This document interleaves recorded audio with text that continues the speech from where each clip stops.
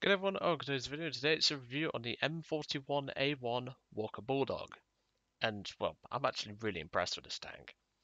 Originally, I did a first drive on it several months ago, and, well, it didn't go very well because of an RU251 flipping Wallet Warrior rushing into the general area where my team was, getting tons of kills, and yada yada yada. And it did give me a very good first impressions of this tank. However, as I started spading it, I soon realized, damn, this thing's actually pretty good if you play it right. That's the key words here. So the M41 Walker Bulldog is one of those vehicles that it requires a patient player and it also requires a knowledgeable player. It's obviously a light tank that's pretty large for what it is. Obviously it's a light tank, it weighs 23 tons folks, and it's actually rather fat for a light tank. And a lot of people play this thing wrong. They rush in because they look at the penetration and think, "Ooh, I could take on MBTs with this thing." Like, well, I say MBTs, more like King Tigers and stuff like that. No, you can't. It's not until you get the saber rounds is when you can do that. And most people do it with AP or APCR, and it doesn't end very well for them. The role to this thing is a scout, primarily. This thing is primarily a scout tank, and that's exactly what you should be using it for. Scouting your targets, helping your team. However, once you get the APDS rounds, I mean, you can do it with AP and APCR, but you're going to have to be really careful with that. The APCR round especially is not great, and to be honest, I would advise not using the APCR round. That's my personal opinion. I'd keep at least 5 of them, but only for the most dire emergencies. So obviously you can look at the ammo count and it says 65 rounds. This is where it gets interesting. Your first stage ammo stowage is 11 pieces of ammunition. Obviously, that includes the one at bridge, as far as I remember. But then, as you go along, I believe it's this ammunition rack that gets filled next, not this one. And then obviously this one. My personal ammo load is around 30 to 35 rounds. That way you get your 11 pieces of ammunition. You don't have too much in here, but you have mostly in here. But let's be real, if you're going to get penned in this tank, you don't really need to worry about ammunition anyway, because, well, this thing has no armor. This thing is a light tank. This thing's not designed to have armor. But that's why I advise playing this thing very carefully. Now, the off-road performance is pretty good. I mean, stock it isn't, because obviously it struggles to turn on the spot. But as you start getting modules and upgrades and stuff like that, it really helps the tank out. Like the engine, transmission, the tracks, all help this vehicle massively. And I tell you right now, this thing is probably one of the best light tanks I've driven in a long time. So let's go over the stats of the vehicle and let's see what I got up to. It's because I've just literally made a new preset called reviews and I have to fanny around with like loads of stuff. 13 deaths, 6 air kills, 64 ground targets destroyed. 47% win rate. That gives you an idea of the teams, doesn't it? But yeah, this thing is not built for its arm. If you look, 31mm, 25 on the sides, 19 towards the rear, and half an inch at the rear engine deck. It's one of those tanks, and I'm being invited by Lotisius again. It's one of those tanks that I just don't advise that people rush in like a moron. You really need to find a good scouting position and, well, just see what you can do. So let's jump in and let's see what we can get done in the M41 Walker Bulldog. And like I say, I haven't got over the shells for a good reason, because I'm going to cover them in the replay. Obviously, armor piercing is what you start out with, around about 177mm of penetration, give or take. And that's actually a pretty solid round, pun intended. And I really had good use of the AP rounds. The APCR I didn't really fire because, well, once I got APDS, which this tank does get access to, it's one of those vehicles that I would advise APDS primarily. So this battle was towards the end of the spade. Obviously, I'm not carrying APCR rounds anymore because I was working on smoke. You don't get any form of smoke ammunition, or smoke grenades, I should say. You only get smoke shells. So, obviously, I'm looking to obviously get into a good scouting position. I don't know what's going on with my turret here. I think I was AFK for a moment there. And here's where I spot probably one of the cutest armoured cars I've ever seen in my life. I mean, look how small that little guy is. That's the new AML 90, by the way. I'm probably not going to do a video on it, because I don't think I've ever done a video on a French tank. At least I don't think I have. But, yeah, probably not going to do a video on that vehicle, but look how small it is compared to my Walker Bulldog. It's just so tiny. I mean, it's got no armor, it's arguably got a better gun than me, but even so. So obviously I move up into position here, and, well, let's go over the round, shall we? Obviously APCRs are not present, because, well, I don't advise that. And, well, here's where the APDS really gets into its stride. Straight through the front of the Panther, driver and gunner taken out. Second shot, kills the rest. Yeah, that's got some punch, hasn't it? So obviously 177mm of penetration, not bad, but not the best for this BR. Obviously you're at 6.0. And here's where the fun starts. The APDS round. 232mm of penetration means you can basically kill anything you like. There are some vehicles that are immune, such as the front plate of the King Tiger, up to around about 100 meters, give or take. Yeah, you don't want to engage as King Tiger at that sort of range. Let's just say that. T-44s also have a pretty tough front plate. And there will be stuff like Pershings with their trollish gun mantlets, which might give you some trouble. But other than that, I really had no problems with this vehicle. Obviously, stock AP will not be able to penetrate the Tiger 2H's front of the turret. But even so. So obviously at this point I'm looking to get involved with like scouting and stuff like that, and I believe I've scouted that Panther. Obviously I'm looking to get a shot, and this somehow penetrates. I have no idea how. I mean, I think he hit the machine gun port, but I do get the assist on that guy, which is always nice. But obviously I'm playing the patient game. I don't need to rush anywhere. I'm in a light tank. I don't need to. Backward speed, by the way, is about 11 miles an hour. Very nice. Forward speed claims to be 45. No, you'll be lucky to get more than 30 on most terrain. Let's just say that. This thing, especially stock, the engine does struggle a bit, so you got to take that into account. But obviously, as you can tell, my team is rushing like a herd of lemmings towards the A point and not paying attention to the C point or the B point. And we've even got a tank destroyer out at F4, which is quite far away from the rest of the action, isn't it? And we've also got a light tank doing the same. I believe that's that AMX-13. I'm backed up here by a SHA 25T, which, as most Water Tanks players refer to it as the Batchat 25T.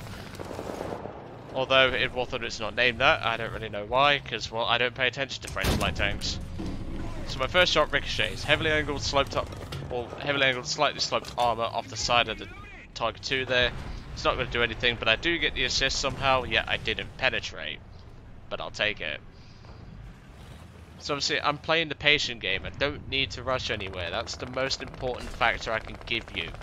Do not rush in like a moron. It will not end well. This thing is a light tank. It's designed to be a scout. Why do you think that Batchat is not rushing anywhere? There's a good reason for that. Because he doesn't need to. He has an auto-loading 90mm. I have a single piece loading 76mm, but I actually have the penetration with this shell that I'm using. At least I think I do. I didn't really look at the Batchat. But obviously I'm moving in here, and this is pretty much where I'm going to move for some of the game now. So I'm backing up and obviously using the speed of this vehicle to get into position. So obviously I'm looking for a shot. I didn't know what it was at the time, but obviously I soon identified it, judging by that tracer fire, as an Oswin 2. Which, I'm actually working on a video for that thing, just a heads up. I'm working on spading it. It's okay, is all I'll say. It's not the best, it's okay. But obviously I'm looking to try and scout anything as soon as I can. Because obviously that's what I'm meant to do. I'm in a light tank. This thing's not meant to be on the front lines. It's just a light tank. You're supposed to be at the back, scouting for your team, supporting if necessary. So it's around about this moment a Ju-87D5 is going to start taking an interest in me. I honestly don't know why, and I accidentally knocked that tree in front of my sight there, so that's not exactly helpful, is it? You can blame my driving for that, not the tank. But at this point I spot the Oswin 2, and after a bit of adjustment, smack him right in the turret, APDS round goes through the loader's face, or the loader's back, through both gun breaches and takes out another additional 2 crew members. Very nice. Shame we didn't get 4 in one shot, but even so. R3T20 at this point moves in. I'm looking to try and find him.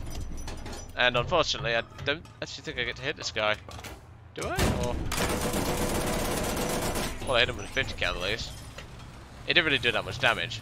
But obviously now that Stuka's seen me firing my machine gun, so he's looking to come out and have a look at us. And straight away I knew this Stuka was going to try and bomb me, but he spots me at this point. But guess what? I have a 76 pal. We know what's winning that argument. First air kill. It was much easier than firing the machine guns is all I'll say. Blasting a Ju-87 in the face with a 76mm APDS round is always nice. Now this is where the APDS round does struggle a bit. Obviously we hit the gun mount at that Panther, so that's not penning due to the additional armor plating. You'll see what I mean though by this Panther's positioning. Watch the shell. And you can see the Panther is on a slope which increases his armor protection by just a little bit to the point where the APDS round is going to struggle. Now that's not to say that the Panther is invincible in this position, that's why I'm aiming for the machine gun port. No, is it machine gun port on a Panther D? No, it doesn't have one. So, I think I'm aiming for the gun mount at this point, like just underneath the gun where the turret ring sits. And the reason for that is because obviously I've scouted him at this point, but there's a good reason for that, because at the end of the day, I can't pen him at this range with APDS. Now if he was on a normal slope, like if his armor was facing normally, that would be fine. I wouldn't have to worry about that. But due to his positioning and his increased slope effectiveness, I cannot penetrate that vehicle. So I decided at that point, I'm going to try and retreat. Obviously I aim using the bushes, I've just thought, fuck it, pulled the trigger and blew an R3T20 up with an APDS round to the ammo box for my second ground kill. But obviously I'm looking around, I'm keeping my situational awareness high. That's one other factor I can recommend. Now I saw that tank and I was like, what the frick was that? I only saw the rear engine deck and I thought, well, it can't have been a Sherman, could it? And it turned out to be a M36B1, which is the Italian tank destroyer, which I still need to work on something for that, like the spade and stuff like that, at some point. But it's around about this point where my team is pretty much dead. I mean, we've got an AMX M4 that's currently on fire. We've just lost an IS-2. And, yeah, this is not going well for either of my team. Well, either my teammates on there or me, because obviously I've got that Panther now advancing. So the ASU-85 has just hit that Panther and started setting him on fire. APDS round now penetrates and takes out the driver and the gunner. Obviously I'm looking to engage preferably the rear part of the turret so I can get the 2 remaining crew members in there, which I do gratefully. And I get my 3rd kill for the game. By the way, this game did unlock the smoke rounds for me, and I recommend at least 5 to maybe 10 of them. You could probably just ditch AP to be honest, because I primarily fight APDS in this match. In fact, I think I did fight nothing but APDS. Imagine if this was a water tanks game where like APDS costs gold ammunition, like golden eagles to fire. I'd be fucked. Let's just say that. But obviously I'm looking around at this point, and obviously A's just been recaptured by, I believe it was it Tiger 2? I think it was a Tiger 2. And obviously you can engage a Tiger 2P without an issue, just aim for the turret. You can do it with AP to be honest, but one thing I love doing to Tiger 2s is wait until they give me the side of their turret and aim for the rear, because that's where their ammo is stored, because of first stage ammo stowage. So I made up on this Panther 2 and I thought, I'll go for the turret first. And well, you only had 3 crew left, so 4th kill for me. Technically an ace game. So at this point though, I start moving off and I'm thinking, this team's fucked. Unbeknownst to me though, there's a G55S that's about to crash. I believe in a moment yep, there he is. He's about to crash. I was trying to turn to get the machine guns on him, but he hits the ground just before I could get any shots into him. But I hit the pilot with a 50 cal, and I get the assist, so lovely. Third assist of the game. That's always helpful, isn't it, when you try to spade? When such a particular circumstance arises and you get a reward out of it. I would have loved a second air kill, but don't worry, that's coming. Spoiler alert. So at this point, I'm moving up with the M41A1 to one of my favourite camping spots, shall we say. If my team's ever dead, you could probably find me here, so have a look is all I'll say, but I will be keeping my eyes open, so chances are I'll see you first. Just as a heads up. Wink wink, nudge nudge. So at this point, I think I'm actually turning on my music for my Spotify, and I'm just wanting to get at this game alive, preferably. I mean, you can see the off-road performance isn't all that spectacular, but it gets me out of there at least. So I parked the tank up, and I'm just thinking, I'll just wait. I don't think anything else is going to happen in this game that would warrant me moving my vehicle, so I'm primarily just going to sit here on my arse a bit. It is at this point, however, where a Spitfire 14E is engaging a 217. It's just at this moment where I happen to look around and I spot the 217. Now I knew I wasn't going to get the turret around, but I thought I'll swing it forward and see if he flies over me. And I thought, fuck it. I hit him with the APDS, crits the fuselage, second shot loaded, gunner fired, right into the cockpit for my second and final air kill of this game. I'm sorry, but who doesn't love a decent air kill with an APDS round? That's all I'm saying. But yeah, really impressed with this light tank, really enjoyed playing it. It's a great tank to play. You just gotta watch revenge killers, because those are quite common. And, well, you gotta watch your situational awareness, but other than that, I could really recommend this tank. And obviously there's one in the Japanese tree, and there's now one in the German tree, which is at 6.7 with Heat FS, so these tanks are dangerous if the player knows what they're doing. But the sad thing is, you'll be seeing a lot of dumbasses who rush up the lines. I'll see you all on the next one.